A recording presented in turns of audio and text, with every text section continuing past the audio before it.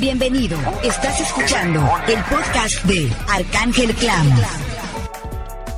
¿Cómo evolucionan los virus? Los virus son entidades que se componen de una capa de lípidos que generalmente se envuelven en una membrana denominada cápside. En el exterior, almacenan una determinada cantidad de enzimas a base de proteínas, las cuales utilizan para unirse a una célula. En el coronavirus, por ejemplo, esta enzima se denomina AC2.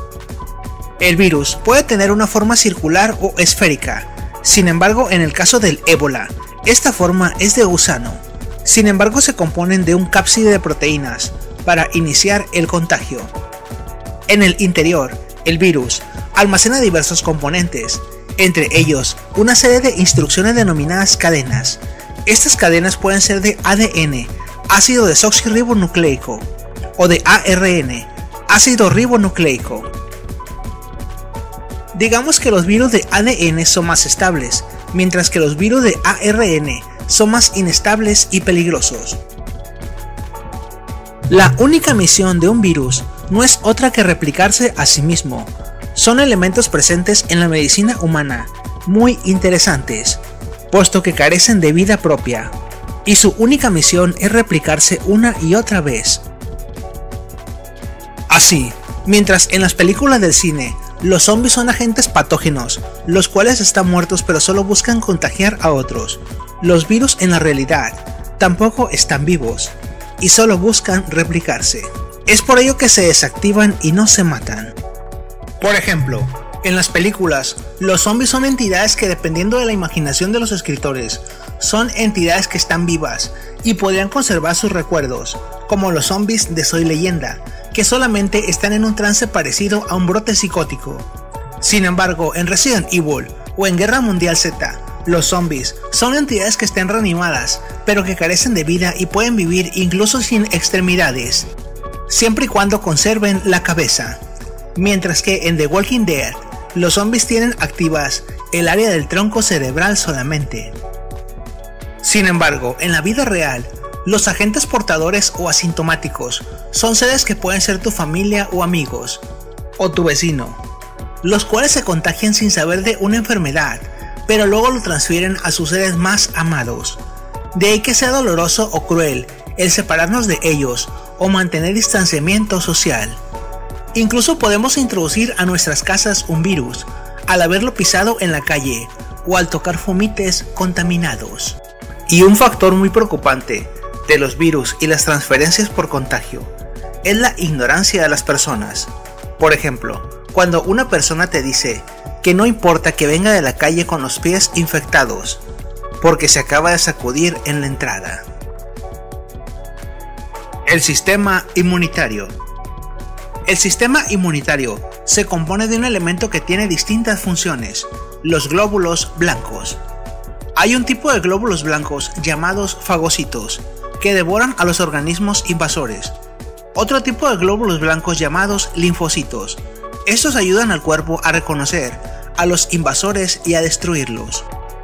Cuando los linfocitos detectan sustancias extrañas que invaden al organismo, llamadas antígenos, el sistema inmunitario trabaja para reconocerlos y para eliminarlos. Los linfocitos B se encargan de fabricar anticuerpos. Se trata de una proteína especializada que localiza e inmoviliza a los antígenos específicos. Estos literalmente se pegan a ellos para inmovilizarlos en forma de una red y detener sus funciones. Cuando estos han sido inmovilizados, los linfocitos contienen una célula llamada células NK o células asesinas. Estas células se encargan de destruir a los antígenos que han sido inmovilizados por los anticuerpos, o aquellas células que se han infectado o que han cambiado por algún motivo. Incluso la célula NK puede reconocer los antígenos y células dañadas sin la necesidad de una respuesta o una alarma por parte de los anticuerpos. Las células NK pueden ser activadas por interferones, de ahí que un medio de tratamiento efectivo para curar a enfermos graves por virus, bacterias y cáncer sea administrar estas sustancias. Pasada la crisis o pasada la enfermedad, los anticuerpos siguen existiendo en el cuerpo de una persona al recuperarse, o al ser vacunada.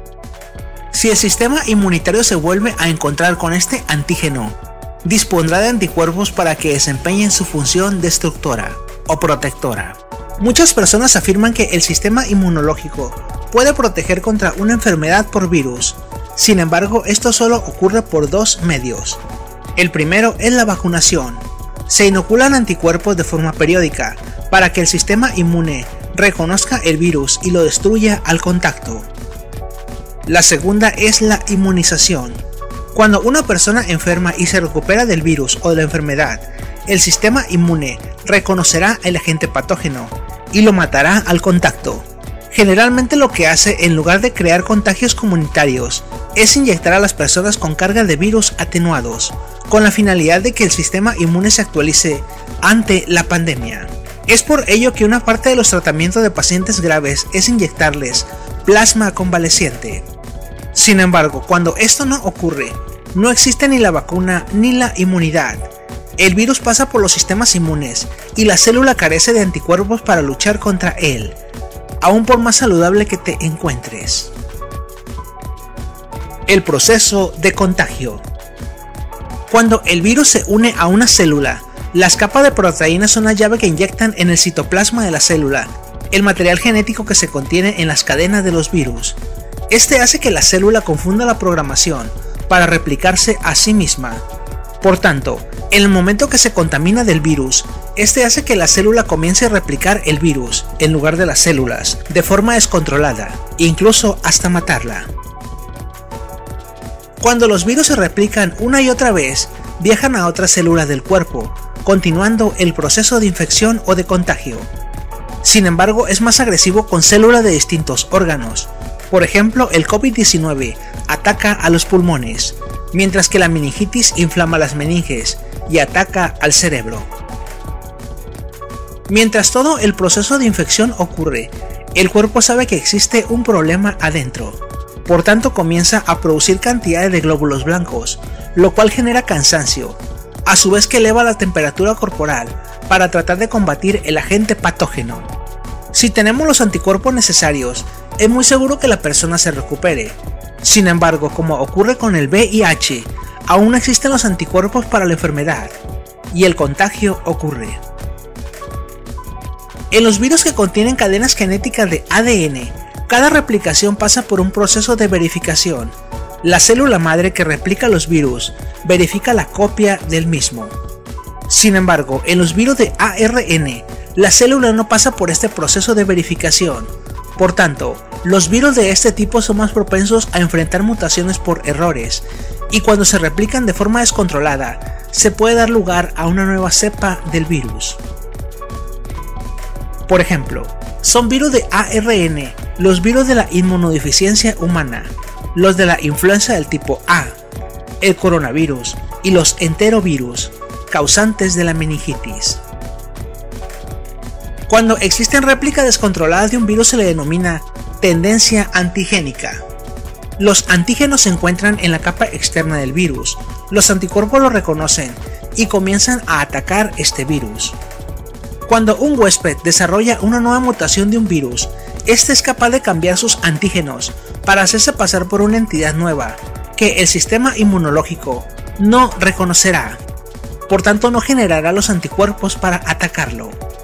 Esto hace que cada año se deban de actualizar las vacunas contra la influenza, y es lo mismo que ocurre cuando las personas enfermas de VIH pueden contagiar de una cepa más agresiva a otra persona, aun cuando también está infectada por VIH, en la cual los retrovirales o medicamentos que consume no tengan el mismo efecto. Es por ello que existen enfermedades como la influenza AH1N1 que pueden mutar a un tipo y otro, y no se erradican por completo por esta causa. Los trabajos de los patógenos y de los virus es evadir al sistema inmunológico, crear más copias de sí mismos y propagarse a otros huéspedes. Si el huésped de la nueva mutación muere, se lleva consigo la nueva cepa. Sin embargo, si contagia a más personas, podemos aducir que existirá un nuevo brote de la misma enfermedad, con un virus que puede ser más resistente y más agresivo.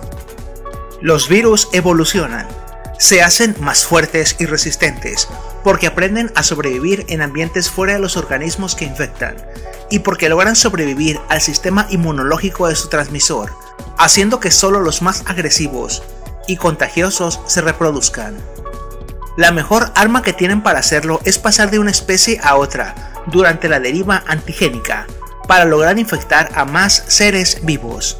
Por ejemplo, los virus se comunican entre sí, organizándose y dándose instrucciones para engañar al sistema inmunológico o para evadir a los anticuerpos. Esto habla de cierta inteligencia colectiva, como la que tienen las termitas o las hormigas. Así, durante una pandemia pueden existir varias cepas del mismo virus, en donde una o dos de ellas son más resistentes y contagiosas. Ocurre lo mismo con la evolución de las especies. Solo las células más adaptadas pueden seguir alimentándose y reproduciéndose. El cambio antigénico. Finalmente tenemos el cambio antigénico. Este existe cuando dos cepas nuevas de un virus mutado se mezclan en un mismo huésped, dando lugar a un nuevo tipo de pandemia. Por ejemplo, el virus de la influenza tipo A puede infectar a humanos, a cerdos y a aves. Cuando estos se recombinan entre ellos, se obtiene una nueva cepa del virus, como lo es el virus de la influenza porcina o el de la gripe aviar. Cuando estos saltan de un animal a un humano y ese contagia a otra persona, es cuando podemos hablar de una pandemia. Portadores. Un portador es un ser vivo que es capaz de contagiarse de una cepa de virus, pero al cual no le afecta o es resistente al mismo. Su sistema no lo mata. Puede seguir viviendo, pero también puede seguir contagiando. A estos sistemas también se les denomina reservorios. Por ejemplo, el caso del murciélago es muy interesante, puesto que estos animalitos son mamíferos, los cuales, al igual que los primates, los hacen más cercanos a los seres humanos.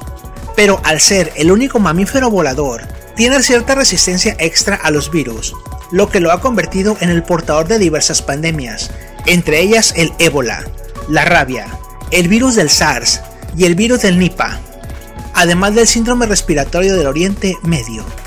Por ejemplo, es común que un murciélago muerda al ganado y le transmita la brucelosis, e incluso les transmita la rabia.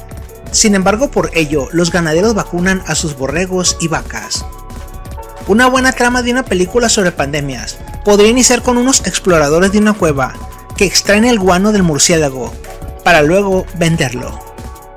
En la vida real, tenemos por ejemplo a los mosquitos con el paludismo, el dengue o el zika, así como a las pulgas con la peste bubónica o la bichuca con el mal del Chagas.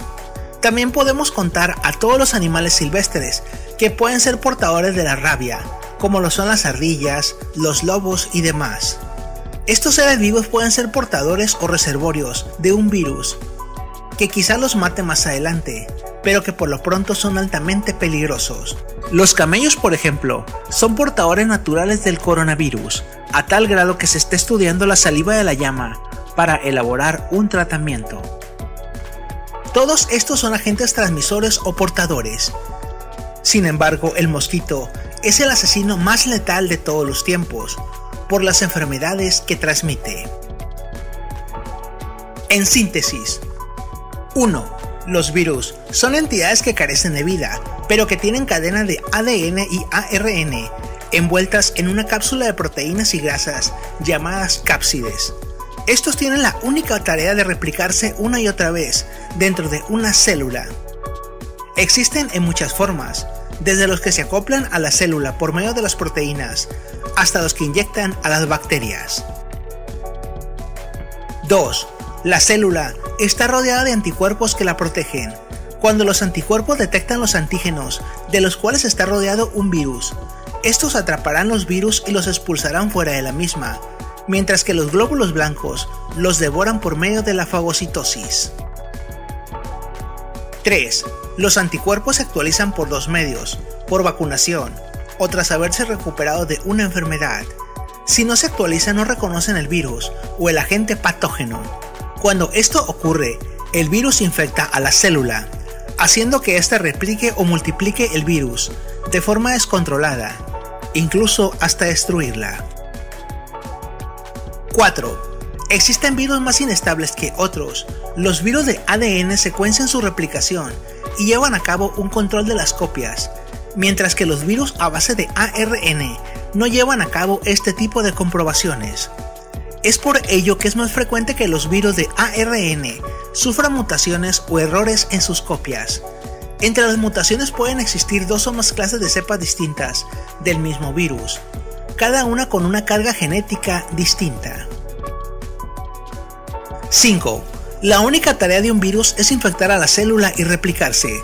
Cuando un virus infecta a un portador, que es un ser vivo que no se infecta pero tampoco puede luchar contra él mismo, puede existir una recombinación del ADN, lo cual da lugar a una deriva antigénica. 6. Cuando existen 2 virus con genética distinta dentro de una célula, estos pueden recombinarse en un nuevo virus o una nueva cepa del virus, creando una evolución. Esto puede ocurrir en meses o en años de su primera aparición, debido a que los virus se replican por millones en pocas horas, adaptándose a los huéspedes y resistiendo a los tratamientos. Una característica evolutiva interesante de los virus es que pueden tener más de un solo portador o huésped, como ocurre con los coronavirus o los virus de la influenza. Estos pueden infectar no solo a humanos, sino a diversos tipos de animales. 7. Si el portador muere debido al virus sin contagiar a otras personas, es decir, al recombinarse el ADN y formar una nueva cepa del virus, no ocurrirá nada, pero si contagia a 2 o más personas, se le conoce como el paciente cero y existe una nueva epidemia. Esto ha ocurrido con la influenza AH1N1. La gripe aviar pasó de un ave a un cerdo y de un cerdo a un humano. Es uno de los costos de vivir hacinados en ciudades. Y este tipo de evolución explica cómo los virus provienen de la naturaleza y no precisamente de un laboratorio. 8. Como la genética del virus ha cambiado, las vacunas existentes para un virus son ineficaces para combatir la evolución del mismo, porque los anticuerpos no reconocerán la nueva capa de antígenos del virus. Es por ello que existen distintos tipos de vacunas para la influenza. 9. Un caso muy interesante es el del movimiento de los antivacunas. Por ejemplo, aquellos que han dejado que sus hijos se contagien de enfermedades que eran fácilmente aplastadas con la vacunación, pero que al no dejar que las usaran, permitieron no solo que existieran brotes de sarampión o de rubiola, sino que la cepa del virus se actualizará, haciéndola más agresiva y más contagiosa, representando un peligro para la comunidad y para la sociedad en general. 10. A pesar de que la investigación de los virus puede tener grandes beneficios para la humanidad, no se han podido realizar los mecanismos de control que garanticen que estos no generarán mutaciones o efectos secundarios. En ciencia ficción podemos encontrar lo ocurrido con el virus Creepy, el virus de la rabia en 28 días o el virus T en Resident Evil. Es por ello que los centros de control de enfermedades o los centros que estudian virus toman enormes precauciones para investigarlos. Claves de letalidad. Existen ciertos factores que utilizan los centros de control de enfermedades para estimar la letalidad o el rango de contagio o de epidemia de un virus. Entre ellos destacan la velocidad para reproducirse. Un virus que se replica lentamente es mucho más peligroso que uno que hace que la persona muestre síntomas al día siguiente, o que la persona sea contagiosa desde el día siguiente. Por ejemplo, el virus de la influenza es menos peligroso porque tarda 24 horas en manifestar los síntomas, mientras que el herpes, el SIDA o el COVID-19 o coronavirus son más peligrosos porque los pacientes son asintomáticos por semanas, meses o años, lo cual hace que transmitan el virus a otras personas. Así, un virus que mata al contacto, como lo es el ébola, es menos peligroso para la humanidad que uno que tarda semanas en manifestar los síntomas o hacer que la persona sea portador contagioso. El tipo de transmisión. Si es a través de un agente reservorio como pulgas, mosquitos o murciélagos, o si es un agente que se transmite de persona a persona o de animal a persona, como lo es la rabia, o si es un agente que pueda transmitirse por el aire, lo cual lo clasificaría como extremadamente contagioso. La carga viral. Existen virus los cuales les es necesario tener una carga viral mucho más grande para contagiar a un ser vivo. Es decir, no basta un solo virus para enfermar, porque es probable que el sistema inmune lo detenga, como es el caso de la gripe simple.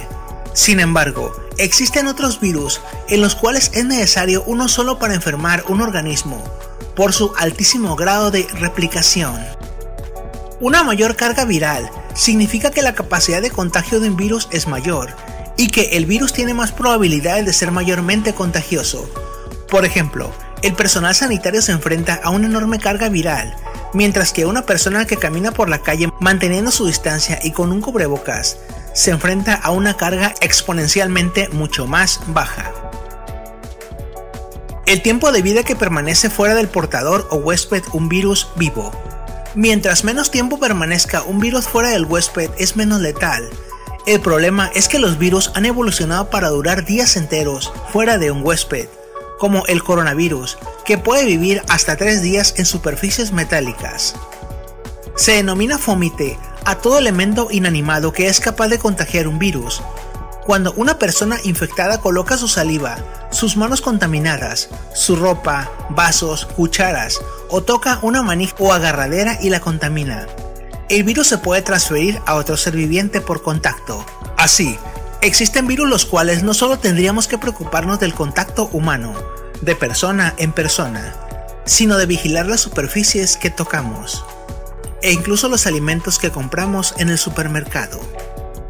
Así tenemos que el estudio de los virus no solo cae en la creación de las vacunas, sino en estudiar la forma en que contagia las células, de tal suerte que los desinfectantes eliminan las capas de proteína y cápsides que permiten el contagio del mismo. Los nuevos medicamentos o las nuevas vacunas deberían de enfocarse en frenar el contacto entre las células y las membranas de los virus, a fin de evitar su replicación.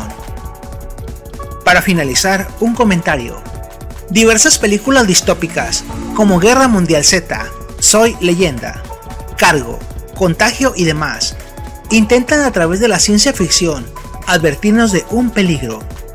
Somos los actores de nuestra propia destrucción. Estamos excavando para buscar minerales, destruyendo las selvas, acabando con los bosques donde habitan los murciélagos y otras especies que pueden ser portadoras de nuevos virus, extrayendo gases de lutita del interior de la Tierra, creando asentamientos humanos en todos lados y ocasionando el calentamiento global que derrite los glaciares, en donde no sabemos si un nuevo virus o microorganismo podría encontrarse latente, esperando a crear una nueva pandemia. Si queremos que las nuevas generaciones tengan un lugar para vivir, debemos de comenzar a cuidar el medio ambiente y empezar a desarrollar medios sustentables para vivir, suponiendo que la actual pandemia no nos aplaste. Hasta pronto.